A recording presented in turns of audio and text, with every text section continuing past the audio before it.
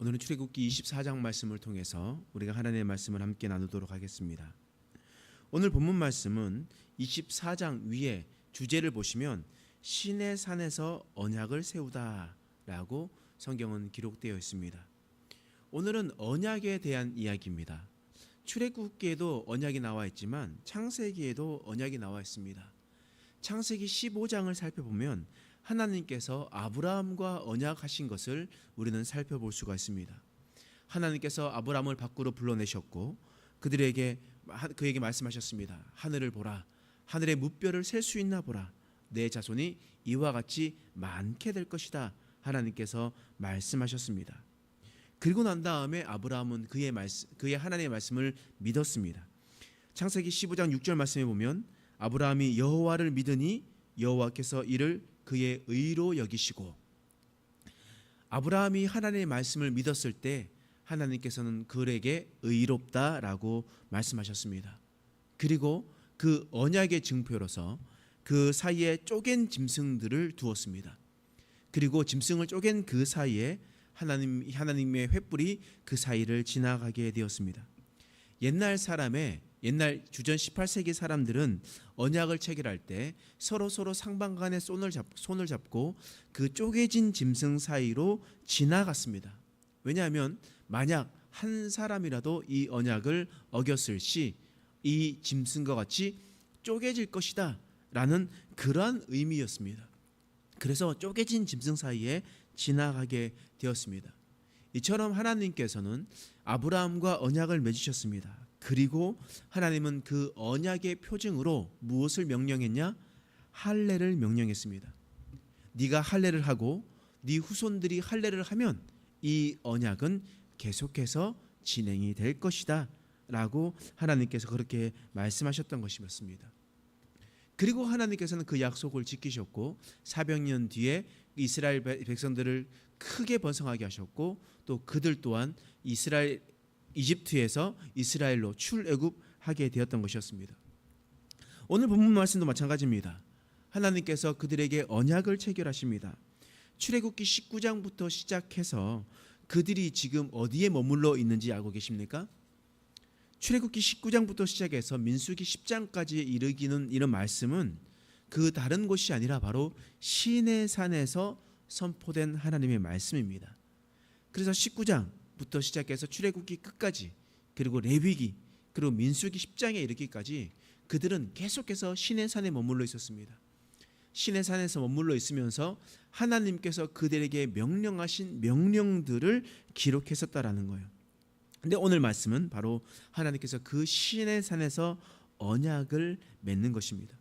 하나님이 이스라엘 백성들과 언약을 맺는 거예요. 그러면 이 언약을 무슨 언약이라 부르겠습니까? 이 언약을 시내산 언약이라 부릅니다.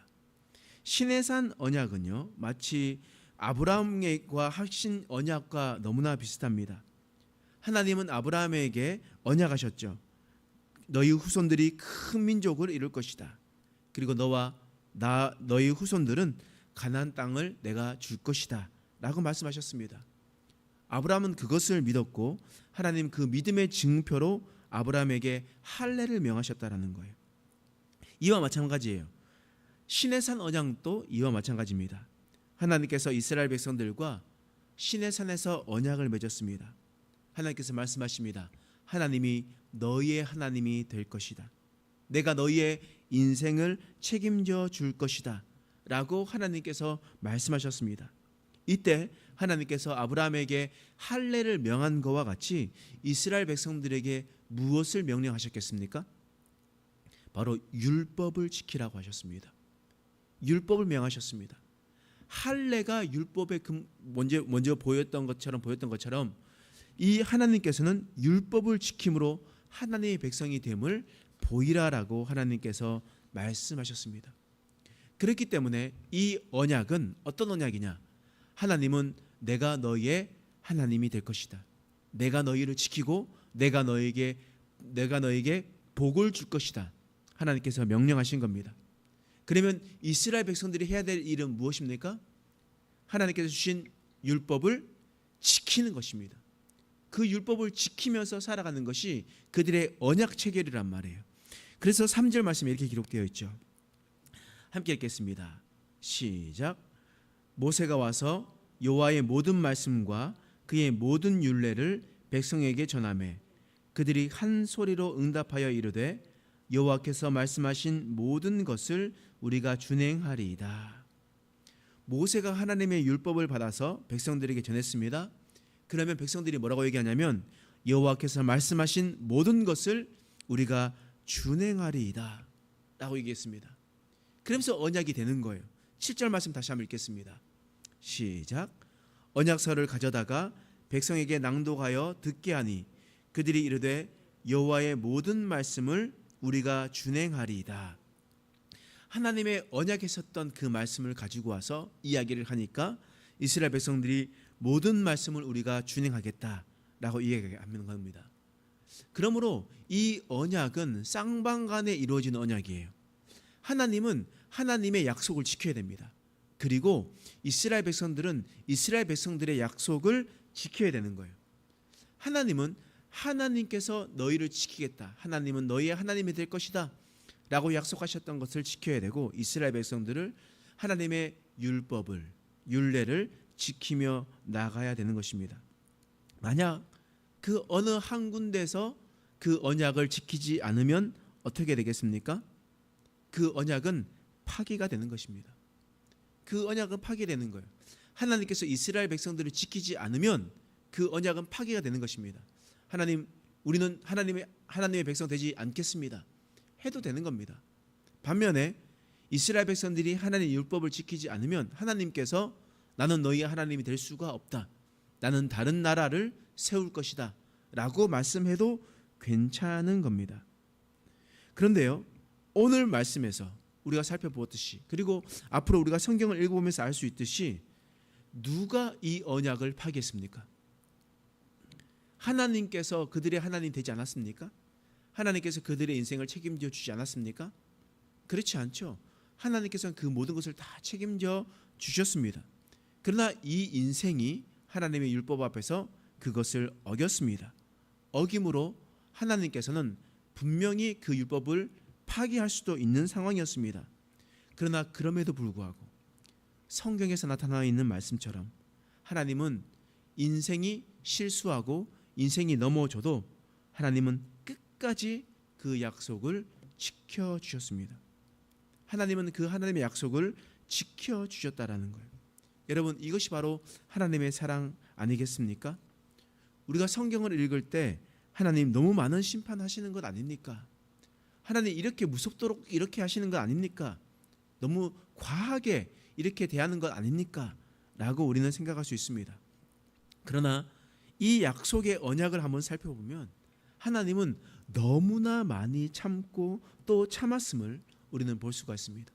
하나님은 인내하고 또 인내하셨음을 볼 수가 있습니다. 한 번 실수했다고 해서 그들을 바로 심판하거나 그들을 했던 것이 아니었고 성경을 보니까 기다리고 또 기다리고 참아내고 또 참아내는 하나님의 사랑을 우리는 보게 되었던 것이었습니다. 우리가 이것을 잘 기억하며 나가는 자들 되길 소망합니다. 하나님께서 우리에게 공의로우시긴 하지만 하나님은 우리에게 사랑의 하나님이신 것을 기억하여 하나님께서 우리에게 언약을 베푸셨고 우리도 하나님의 언약을 끝까지 지키며 나갈 수 있는 자들 될 수 있도록 나가는 저와 여러분 되시길 간절히 소망합니다. 기도하겠습니다. 하나님, 오늘 말씀을 통하여 하나님의 언약을 우리는 살펴보았습니다. 하나님은 이스라엘 백성들에게 나는 너희의 하나님이 될 것이다. 너희의 인생을 책임질 것이다 말씀하셨습니다. 또 이스라엘 백성들은 하나님께서 말씀하신 그 모든 말씀을 준행하겠다 언약했습니다. 그러나 그 언약을 지키지 않은 것은 하나님이 아니라 바로 이스라엘 백성들이었습니다. 수없이 하나님의 말씀을 어기고 하나님을 떠나 살아가는 인생들이었습니다. 그럼에도 불구하고 하나님은 그들의 인생을 끝까지 책임져 주셨습니다. 그 언약을 파기하지 않고 하나님 홀로 그 언약을 지키셨습니다. 하나님, 그 사랑과 은혜를 기억하며 우리도 인생을 살아갈 때 하나님의 백성으로서 실수하고 넘어지고 또한 다른 것들도 하며 살아가겠지만 하나님, 그러나 우리가 오직 하나님의 백성인 것을 다시 한 번 더 생각하여 다시 주님 품으로 돌아오는 믿음의 백성 될 수 있도록 우리의 삶을 인도하여 주시옵소서. 감사드리며 예수님의 이름으로 간절히 기도드립니다. 아멘.